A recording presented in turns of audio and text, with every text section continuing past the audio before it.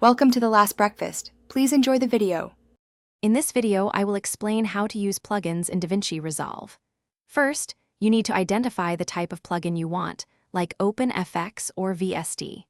Then, download it from a trusted source, making sure it's compatible with your system. Follow the installation instructions carefully, which might involve running an installer or copying files. Remember to restart DaVinci Resolve afterward so the software can properly recognize your new plugin. This ensures everything is set up correctly for your creative work.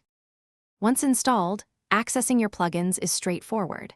Head over to the Effects library in either the Edit or Fusion page. You'll find your new tools usually under categories like OpenFX or Audio FX, or perhaps a specific vendor folder. Simply drag and drop the plugin onto a clip in your timeline or a node in Fusion. You'll instantly see or hear the effect applied, ready for further customization. It's a quick and intuitive process. After applying a plugin, the real fun begins with customization. Select the clip or node, and the inspector panel will display all the plugin's controls. Here, you can fine-tune parameters such as intensity, color, or size using intuitive sliders and dials.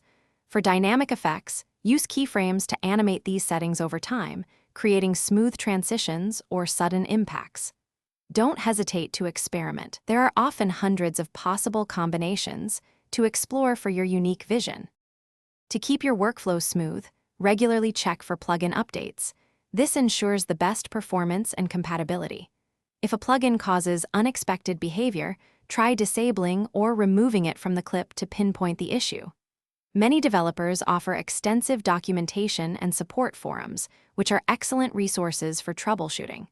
As a final step for persistent problems, consider a clean uninstall and reinstall. These practices will help maintain a stable and efficient editing environment. Thanks for watching. If this was helpful, leave a like and consider subscribing. See you next time.